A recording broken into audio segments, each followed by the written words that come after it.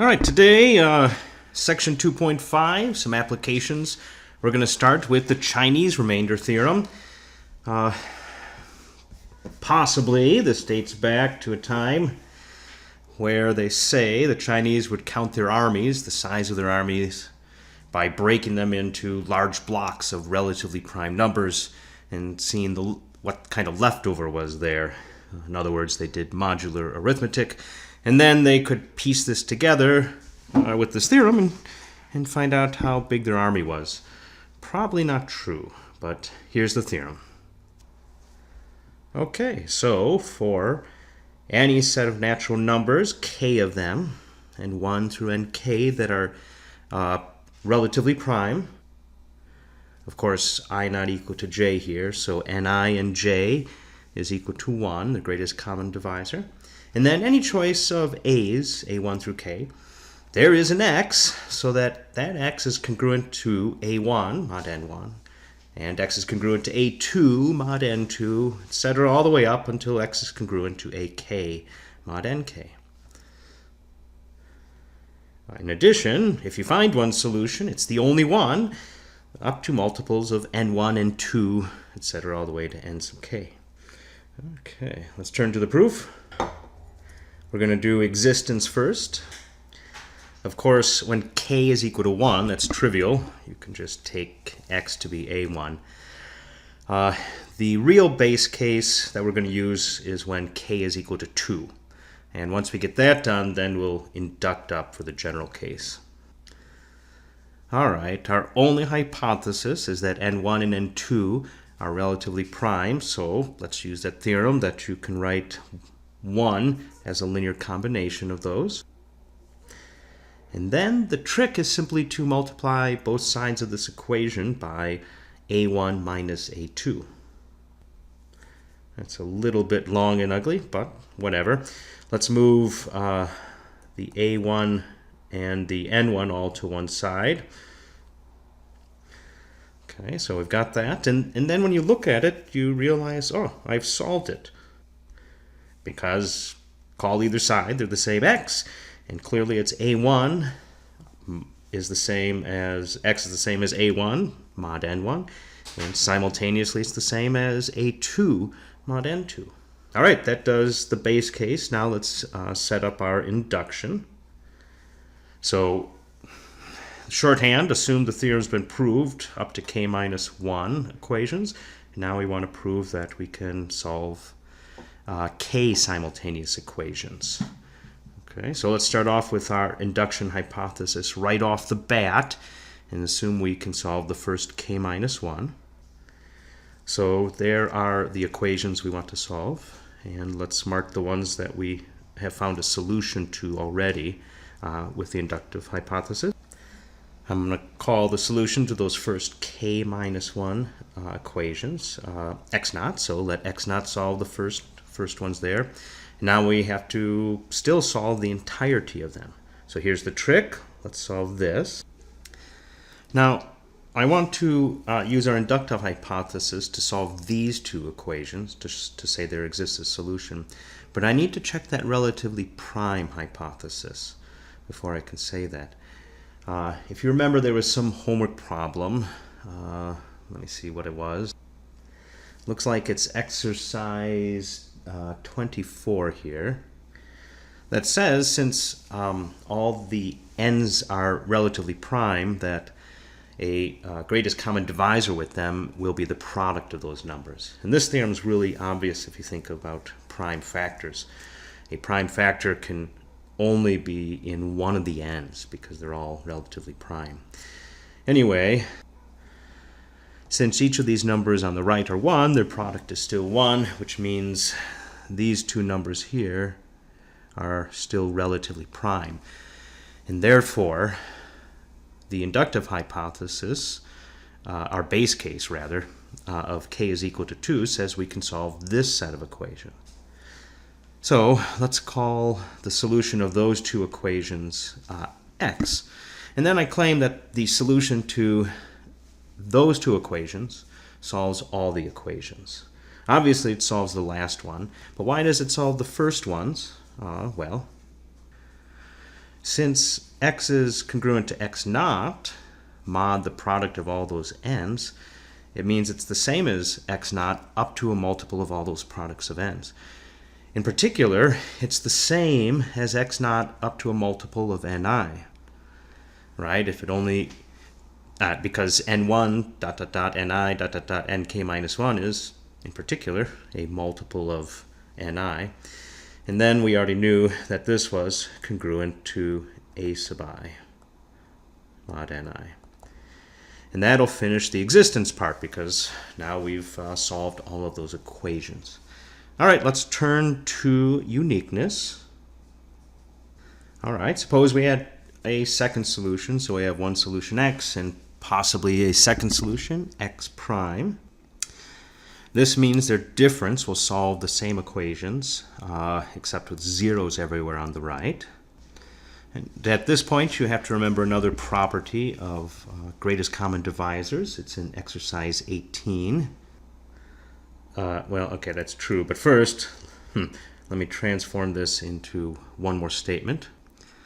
Saying each of these things is congruent to 0 just means each ni divides x minus x prime. And now we're going to recall exercise 18, or rather a generalization of it. That's simple from induction. So this was the statement that when you have two relatively prime numbers and they divide someone else, then their product actually divides that something else. By induction, this works with any finite product. And so therefore, we get the following. So the product of all these n's divides x minus x prime, and of course that says that x and x prime are congruent to each other, mod this number. Okay, well, that ends the proof. Next, we're going to turn to something called the Euler Fee Function. It's extremely important in number theory, and in particular for encryption. So here's the definition. So the Euler Fee function is defined at n to be the number of elements in the set of units of Z mod n. So that's just the size of U sub n. Yeah, here's some examples. The order of U2 is 1. Only 1 is invertible there, so phi of 2 is 1. When you go to U3, let's see, 1 and 2 are both invertible, and so there are 2 units in there, and so phi of 3 is 2. U4, only 1 and 3 are invertible, so phi of 4 is still 2. Everything's invertible in U5 except for 0, and so phi of 5 is 4. At first it looks like a pretty wacky function, and if you write down stuff, it would take you probably a while to see the pattern unless you look at it the right way. Luckily, though, there is a simple formula for it, and that's the theorem we're going to prove next. Okay, for two integers, then whenever they happen to be relatively prime, then there's a bijection between umn and um cross un, the Cartesian product of those two sets. In general, this is wildly false. Number two, again, when the numbers are relatively prime, in fact, the Euler Fee function is multiplicative. So phi of mn is phi of m, phi of n. Again, false without that hypothesis. And number three is the formula for the Euler Fee function. The trick is to look at the prime decomposition that we get from the fundamental theorem of arithmetic. So write n as a product of distinct primes, pi to the mi. Then phi of n is the product of those same pi's, but to one less power, so pi to the mi minus 1. And then the last term is times pi minus 1. So that's the formula, and that's what we'll prove. Pretty much the entirety of the work here goes into proving number one. So let's look at ways to get a bijection between these two sets. We need a function that will map one to the other, hopefully bijectively. But first of all, let's just come up with a possible function. So here's one. I mean, what else would you try initially? why not just take an equivalence class, mod mn, and map it to the same equivalence class, mod m and mod n? So let's write that down and then see that it actually works. So that seems like a reasonable thing, but there are possibly some problems with this. First of all, you should check mentally that this is well defined. In other words, does this function depend on the choice of representative c? In other words, if I change c by multiples of mn, does it give me the same answer? And once you ask the question, then you realize it does, because if you change c by a multiple of mn is certainly a multiple of m, so it won't change the first coordinate. And mn is certainly a multiple of n, so it's a multiple of n, it won't change the second coordinate. So anyway, it's well defined. The other thing you have to ask is whether you're really getting units. So I mean, just because c is a unit in one mod mn, does that mean it's a unit mod m or a unit mod n? So in other words, do we get units out with this definition? And that's that same exercise we used in the previous theorem. I think it's exercise 24. The Cmn is equal to Cm times Cn, because m and n are relatively prime. This is where we're using the relatively primeness. And this will give us what we need, because we're assuming that this side is 1, because it's a unit. And 1 is equal to the product of two other integers, both of which are at least 1. And because you can only solve 1 as a product of natural numbers in a single way, both of these have to be 1. And that means that both c mod m and c mod n consist of units. So this is a nice, well-defined function. Okay, so now we need to hopefully construct an inverse function. And if we do that, then we'll have our bijection. So let's write down a function. So we need to take a coordinate pair of something from um and un and construct something in umn. This time, this is really where we're going to use the Chinese remainder theorem.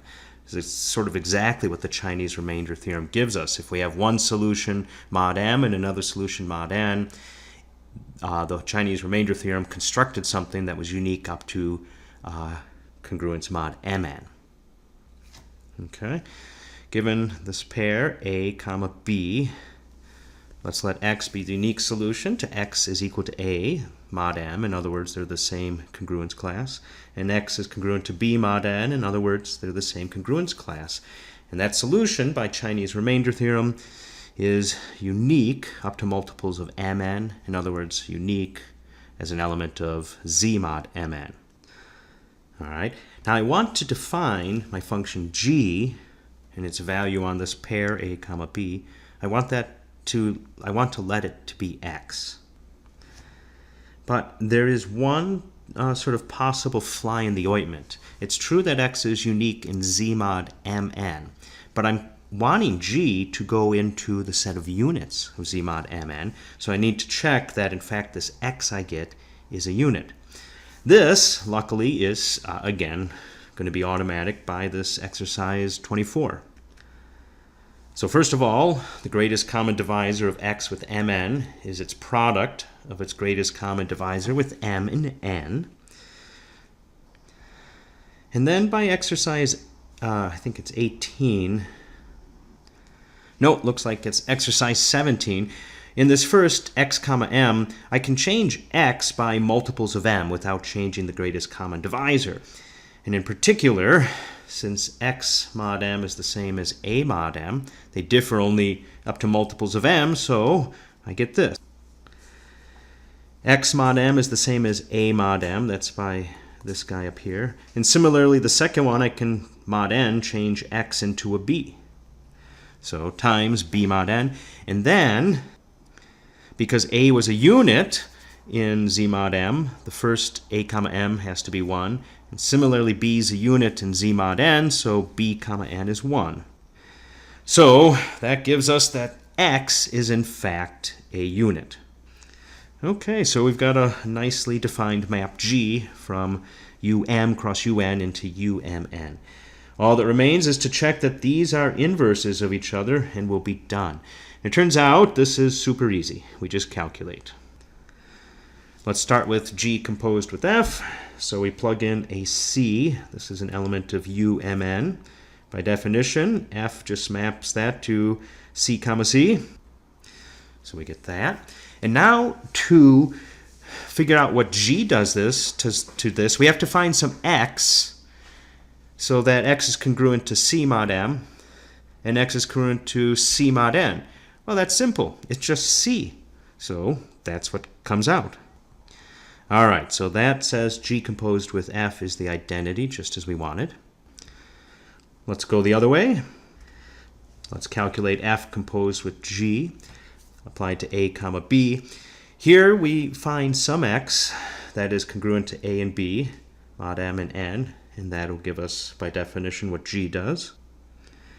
So G finds that X that is congruent to A mod M and congruent to B mod N, and that's the output.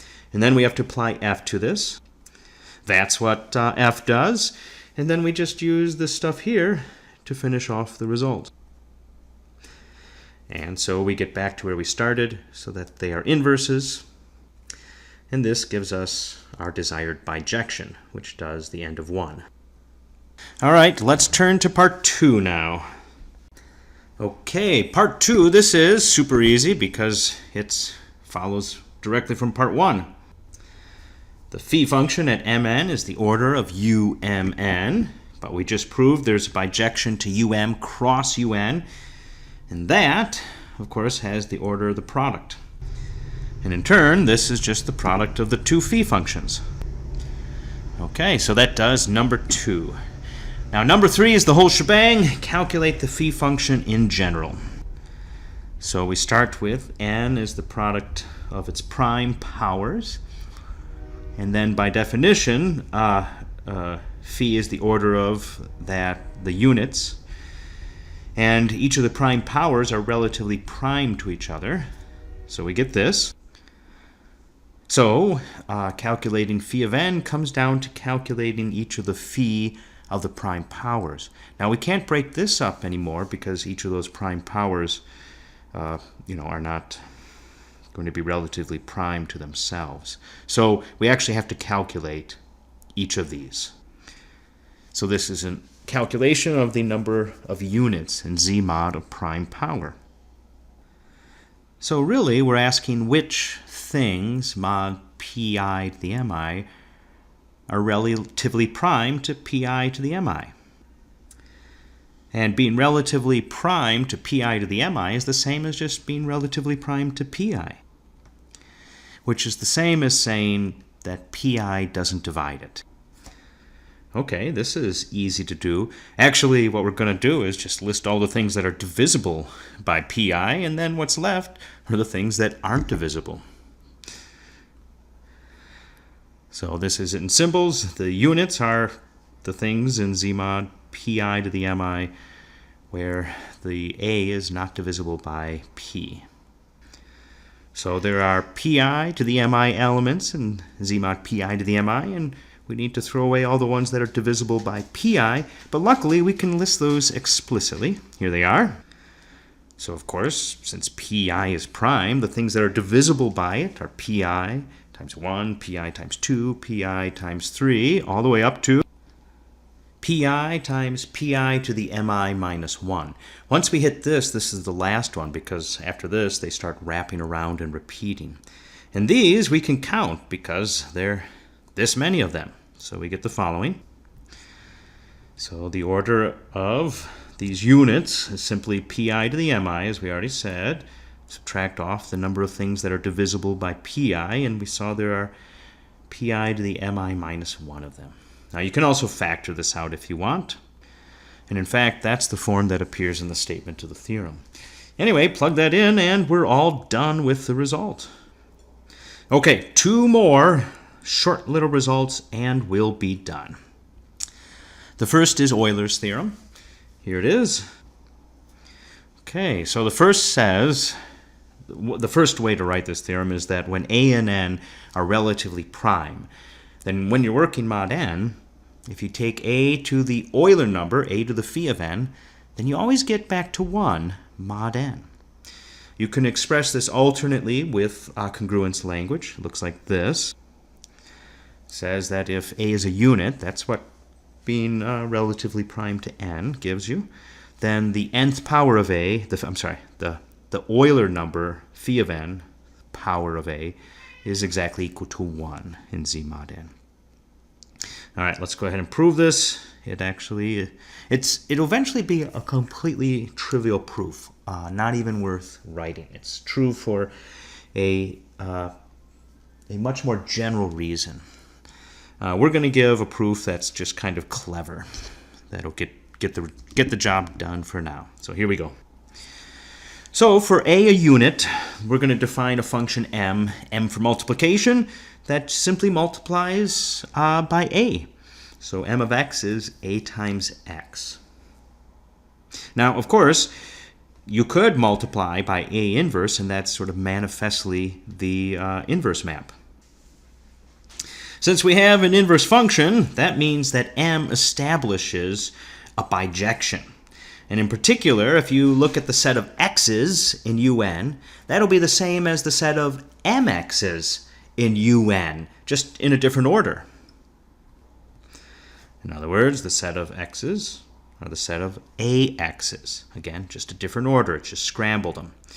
And so, in particular, if we multiply everything in this first set in this order, it'll be the same as multiplying everything in this set because I've just changed the order. But now, we can factor out an a from every single one of these terms, and we know how many a's there are because it's just the number of elements in un. But with this equation right here, you can see we can cancel out all of these. In other words, multiply by the inverse, and what's left has to be 1. And that's the end of the proof. So just very slick. As I said, we'll do it way faster later and for no thinking at all, but a very pleasant proof. All right, our next proof is a trivial corollary of it, and this is the one that is used in a lot of encryption. It's known as Fermat's little theorem. Here's what it says. All right, there are two ways to state this. Here's the first one. First says that if p does not divide a, then a to the power p minus 1 is always congruent to 1 mod p. It seems very surprising when you state it this way if you haven't done sort of the work we've done before this. A beautiful result. Here's part 2. In general, regardless of whether p divides a or not, a to the pth power always brings you back to a mod p. All right, the proof is actually super easy. It comes from Euler. For the first part, you just have to reinterpret this in terms of congruence classes. P not dividing a, since it's prime, is completely equivalent to saying the greatest common divisor of p and a is 1, which is the same as saying that a is an element of use of p, a unit. And what we want to show is that the p minus 1 power of a is 1. But the p minus 1 power by, I guess, our theorem about how to calculate the Euler Fee function, that's just phi of p. So we want to show that when a is a unit, then a to the phi of p is 1. But that's Euler. So we're done. Okay, that leaves number 2. Well, first of all, when p divides a, we've already got the following. Rather, when p doesn't divide a, we already know the p minus 1 power is 1. So multiply both sides by a. So we have the desired result, at least when p doesn't divide a. So what happens when p divides a? Well, when p divides a is congruent to 0 mod p. So of course its pth power is still 0. And 0 is the same as a. So a to the p is still a, and that's the end of Fermat's little theorem. All right, that's it for today.